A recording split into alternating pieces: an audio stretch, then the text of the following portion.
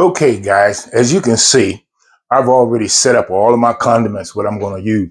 I got my Angus beef right here. See, and you always got to get a good cut of beef if you want to make a good hamburger. Now, today we're going to be making something called Daddy Burger. Okay. And you ain't got to be a daddy to do it, but it's a daddy burger. So, and it consists of Angus beef.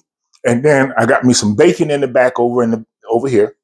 You got bacon. And then, of course, you got your regular condiments and everything. Now, I like to start my stuff off with a fire that's kind of hot.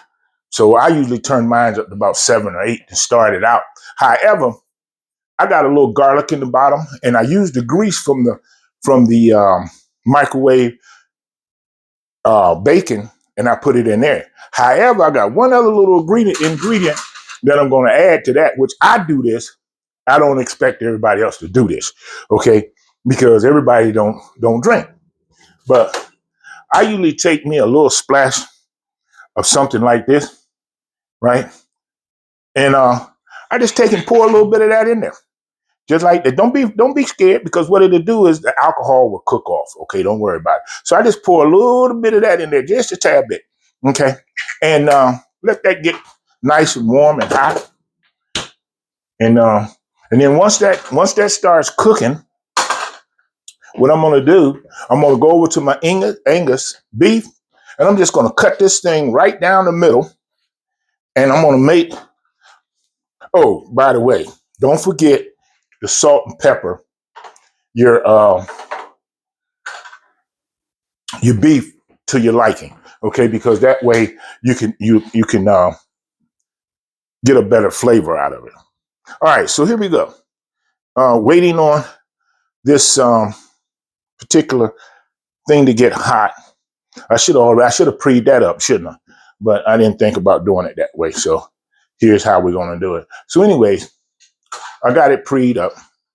Move this back just a tad. There we go. So you can see. What's going on.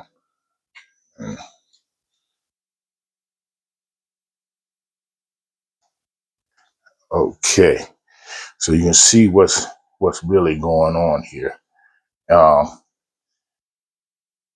So it's starting to perk up a little bit, and you can hear the sizzle. And don't be afraid. Like I said, it's just something to do. So don't be afraid. Go ahead, let it get hot, and let it start to cook up before you put your meat in there. Okay, because you want your garlic to start getting crystallized a little bit, or caramelized. I think they say. I don't really worry about that as much, but what I do is I make sure that I at least get that flavor. But I'm gonna tell you something. That rum really brings out the flavor in the garlic. Okay, so that's hot enough as far as I'm concerned. So I'm just gonna lay me the 2 slabs. Now, some of y'all might want to make a bigger meal out of this than what I did. You might want to add more stuff to it. Move this away until I come back to it.